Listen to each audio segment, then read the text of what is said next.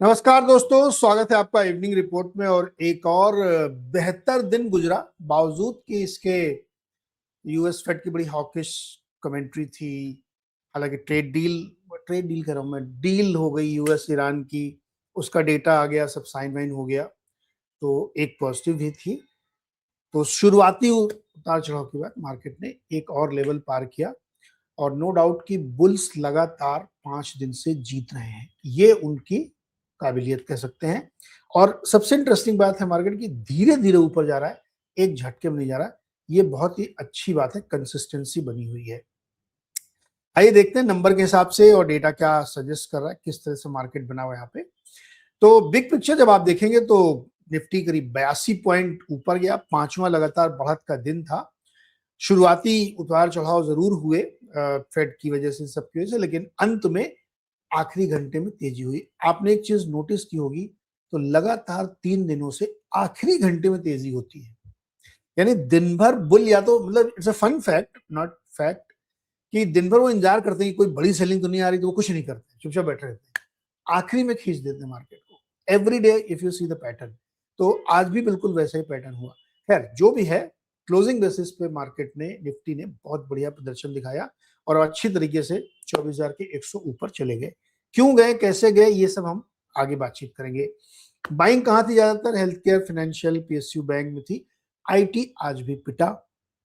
Accenture के results आने थे, उससे पहले पिटाई होकर बंद हुई। एक्सेंचर के रिजल्ट आ गए हैं, उन्होंने डिसअपॉइंट किया है, एस्टिमेट से कम है, न्यू बुकिंग कम है और गाइडेंस कम किया है। सबसे बड़ी बात यह है। तो कल आईटी स्टॉक्स में प्रेशर अगेन देखने को मिल सकता है। हालांकि उन्होंने आज प्रीएम्प्ट कर लिया, आज ही गिर गए, लेकिन चूंकि एक्सेंचर पे डाउनग्रेड्स भी आ सकते हैं। 2 डाउनग्रेड्स पहले आ चुके हैं। जब एक पिछले पिछले हफ्ते आया था, जिस दिन टीसीएस खूब चला तो फिर गिरा था, तो अगेन वो हो सकता है। और एफआईआईज ने आज 1025 करोड़ रुपए की सेलिंग की है। बाइंग कल 101 करोड़ की थी, लेकिन आज उन्होंने फिर बेचा है, बावजूद इसके कि माहौल उतना बुरा तो नहीं था। 82 पॉइंट्स की रैली, 0.3%, 0.4%, बैंक निफ्टी 0.7%। आज पूरा मार्केट एक रेंज में था, कोई एक्स्ट्रॉर्डिनरी प्रदर्शन किसी का नहीं था। अगर आप बहुत दिमाग लगाएं, कॉम्परेटिव करें, तो स्मॉल कैप आप कह सकते हैं कि वहां कंपेरेटिवली ज्यादा प्रदर्शन था। लेकिन सबसे महत्वपूर्ण बात आप ये देखिए कि विक्स हमारा और 4% गिर के अब हो गया 1267। यहां पे आप सेफली ये कह सकते हैं कि अब आपका जो रिस्क था वॉर वाला, वो जीरो है। अब कुछ नहीं है इसमें। अब ये नीट है, जिसको कहते हैं ना, पानी इसमें से निकाल दिया आपने। अब कोई भी आप ऑप्शन में जाके प्रीमियम देखेंगे तो आपको समझ में आएगा कि ये विक्स इतना नीचे आने का मतलब क्या है। क्योंकि वो जो अनसर्टेनिटी का, वॉलेटिलिटी का प्रीमियम था, वो जीरो है। अब बहुत ही थोड़ा बहुत बचा होगा किसी किसी सेगमेंट में। तो अब अगर कोई बुरी खबर आएगी तो मार्केट बहुत जोर से विक्स जाएगा ऊपर। तो मार्केट भले ही ना गिरे, लेकिन विक्स ऊपर जाएगा, तो इससे ऑप्शंस में आपके प्रीमियम कोलैप्स होंगे, अगर कहीं पे होंगे, या बहुत तेजी से बढ़ेंगे, ये ध्यान रखिए। तो ये है विक्स की कहानी। इसके आगे हम लोग देखते हैं तो ये हीट मैप है। आज का भी हीट मैप आप देखेंगे तो कल जैसा ही, कि ग्रे बॉक्सेस बहुत ज्यादा है। कोई बहुत बड़ा प्रदर्शन आज भी नहीं कर पाया stocks in terms of run up, in terms of increase. लेकिन जो कुछ दिग्गज स्टॉक थे जो मार्केट को ऊपर खींच सकते थे, उसमें जैसे एचडीएफसी, स्टेट बैंक, ये सब चले। स्टेट बैंक चूंकि बड़ी 2.5 करोड़ करीब शेयर बेचने वाला है एनएससी में, तो उसका भी थोड़ा बहुत असर था। न्यू इंडिया एश्योरेंस देखिए आज 13-14% ऊपर था, क्योंकि वो एनएससी के शेयर बेचेंगे, अच्छी खासी क्वांटिटी में बेच रहे हैं। और अनबिलीवेबल, उन्होंने, उनकी जो कॉस्ट ऑफ एक्विजिशन है शायद 40-50 पैसा है, 40-50 पैसा। और इस समय अनलिस्टेड मार्केट चल रहा है 2,000। तो इसको कहते हैं छप्पड़ फाड़ मुनाफा उनके पास होगा, और टोटल पैसा उनके सीधे ट्रेजरी में आएगा। तो बहुत सारे लोग इसमें बेच रहे हैं। एसबीआई सबसे ज्यादा बेच रहा है, उसके बाद काफी स्टॉक्स है। एलआईसी नहीं बेच रहा है। LIC is the largest share holder, 10% है, लेकिन वो बेच नहीं रहे हैं। राधा किशन दमानी जी तो मतलब करोड़पति तो नहीं है, अरबपति है, और भयंकर विंड फॉल गेन उनको होने वाला है इंडिविजुअल इन्वेस्टर के तौर पे। एनीवे, खैर आगे बढ़ते हैं। देखिए चार्ट में, ये देखिए जो आप आखिरी घंटे का चार्ट देखिए, आप एकदम से ग्रीन लाइन ऊपर है। वीकली चार्ट भी अगर आप देखेंगे, 5 दिन का, लास्ट 5 डेज का हम ले रहे हैं, तो वो भी एक ट्रेजेक्ट्री है, कंसिस्टेंसी है और ऊपर की तरफ है, ब्यूटीफुल। बट आखिरी घंटे देखिए आप इसमें तो मैं एक ही चार्ट आपको दिखा रहा हूं, आप निफ्टी के पिछले 5 दिन का चार्ट देख लीजिएगा, आपको लगातार दिखेगा कि हाफ आवर में मार्केट ऊपर खींच देते हैं, ये अच्छी बात है।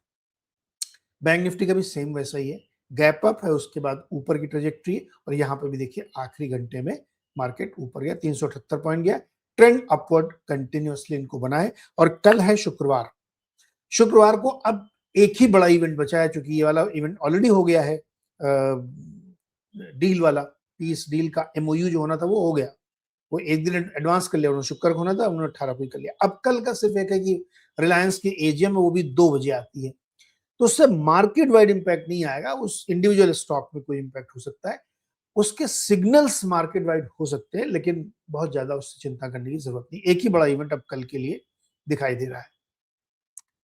किसने ऊपर ले जाने में मदद की, तो दो मैंने कहा था, एचडीएफसी और एसबीआई, खासतौर पे यही स्टॉक्स मार्केट को सपोर्ट कर रहे थे, लेकिन इन्फोसिस और टीसीएस मार्केट को ड्रैग कर रहे थे।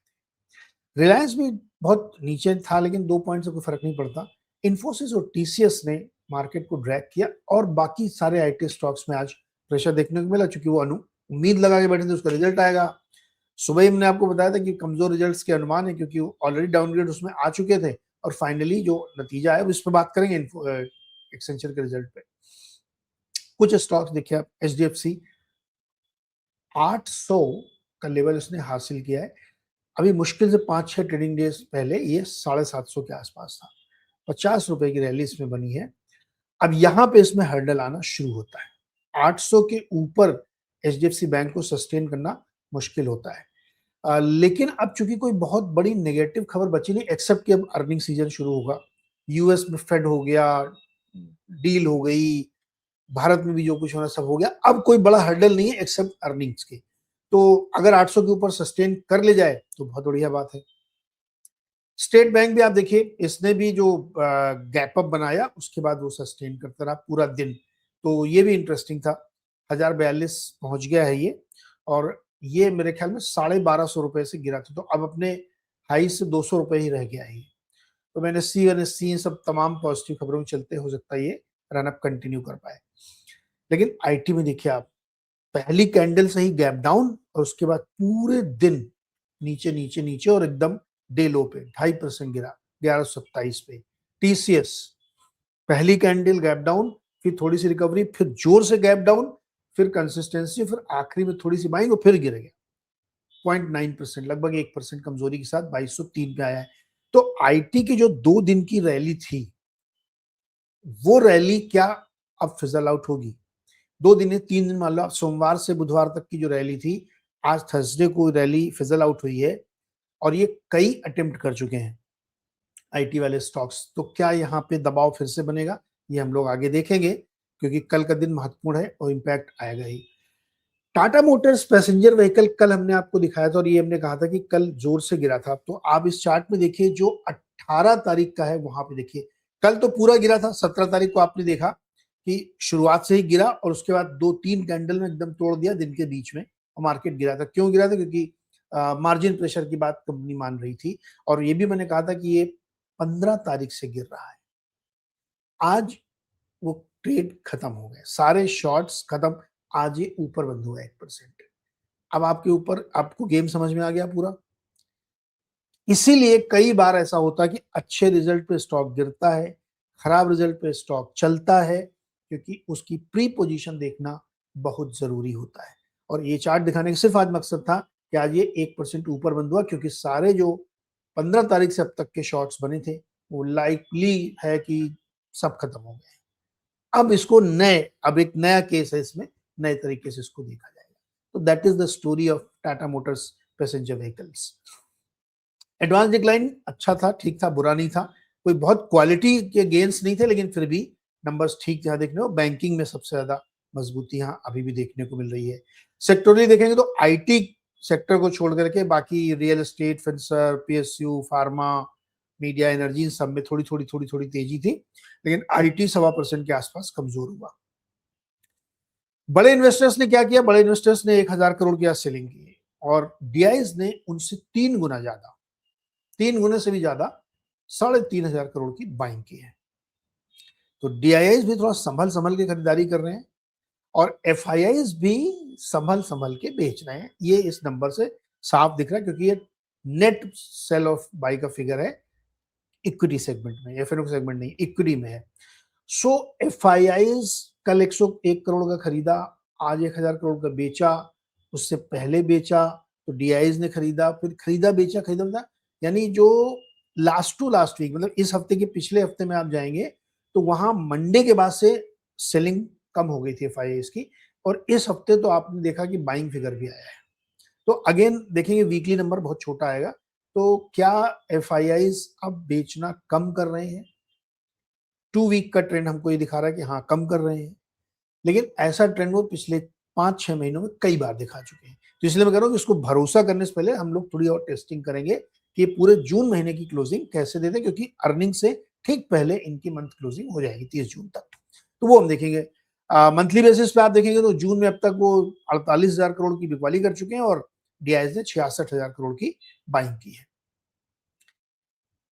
अदर एसेट क्लास में गोल्ड थोड़ा सा नीचे आया है, क्रूड वही 78-79 के आसपास चल रहा है, कोई बहुत बड़ा चीज नहीं। बॉन्ड यील्ड सेम है, करेंसी थोड़ी सी और इंप्रूव हुई है, तो ये अदर एसेट क्लासेस में है। अब देखते हैं एक्सेंचर का तीसरी तिमाही का नतीजा। देखिए एक्सेंचर में रेवेन्यू आया है $18.72 बिलियन, $18.72 बिलियन का इन्होंने रेवेन्यू किया, जो कि YOY 6% अप है in dollar terms and 3% in local currency. ठीक है, slightly miss the analyst estimate, अनुमान क्या था 18.78 और 18.79 होना चाहिए, आया कितना 18.72, तो थोड़ा सा मिस हुआ है, पहला साइन। प्रॉफिट 2.34 बिलियन है, जो 2.2 है उसके सामने बढ़ के आया है, नो प्रॉब्लम।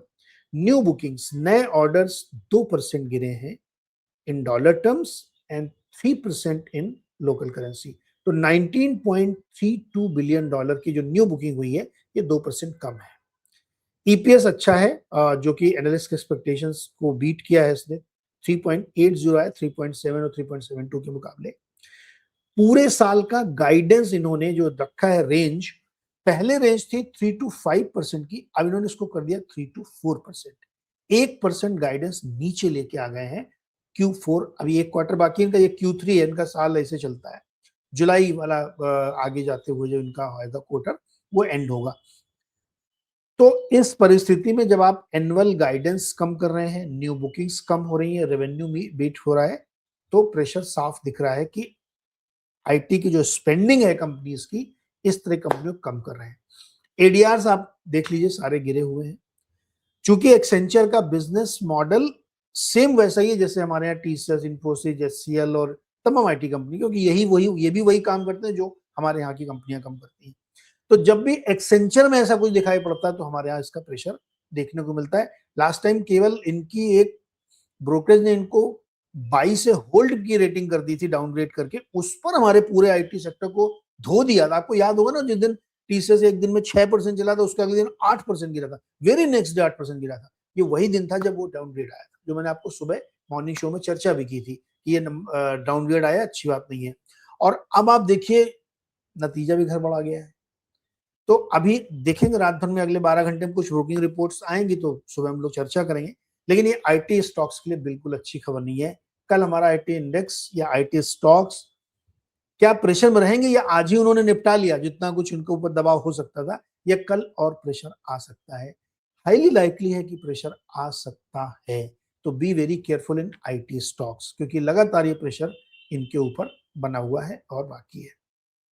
तो एक्सेंचर ने निराश किया और उस निराशा का असर हमारे IT स्टॉक्स पे भी शुक्रवार को देखने को मिल सकता है। ये एक हमने शो किया क्रिसिल के साथ, क्रिसिल की एक बड़ी इंटरेस्टिंग रिपोर्ट आई है जिसमें उन्होंने इन्फ्लेशन की वजह से, क्रूड ऑयल की वजह से किस सेक्टर पे असर पड़ेगा सबसे ज्यादा, वो हमने इसमें डिस्कस किया है कि first line impact, second line impact, third line impact किन किन सेक्टर्स पे पड़ेगा, और क्या इस पीस डील के MOU साइन होने से कुछ अंतर पड़ेगा या अभी भी ये सिलसिला इन्फ्लेशन का बढ़ा रहेगा। तो इसका परिणाम ये आ रहा है कि नहीं, अभी आगे चलेगा कुछ दिन और ये, तो ये बहुत ही अच्छी रिपोर्ट है, आपकी अंडरस्टैंडिंग बनाएगी कि क्रूड का इंपैक्ट कितना होगा आगे भी, इन्फ्लेशन पे कितना इम्पैक्ट होगा, ग्रोथ पे कितना इम्पैक्ट होगा, आरबीआई पॉलिसी रेट हाइक पे कितना इम्पैक्ट होगा, और अल्निनो, ये जो मॉनसून ना खराब हो रहा है हमारा, 32% का नेशनल डेफिसिट है और कुछ कुछ स्टेट में मोर देन 50% का डेफिसिट है, ये कितनी प्रॉब्लम क्रिएट कर सकता है, इस पर ये शो है। तो देखिएगा, समझिएगा, अपना ज्ञान बढ़ाइएगा, तो होपफुली कि इसमें आपको काफी मदद मिलेगी। तो दोस्तों बहुत बहुत शुक्रिया इस इवनिंग रिपोर्ट को देखने के लिए, समझने के लिए। कमेंट करके हमें बताइएगा आपको कैसा लगा, और फिर हम लोग कल सुबह 6:55 पर फिर से मिलेंगे और देखते हैं कि और क्या नई तस्वीर निकल के आती है, खासतौर पर आईटी सेक्टर तो रडार पे रहेगा। Thank you so much. चैनलवा को सब्सक्राइब कर लीजिए भैया।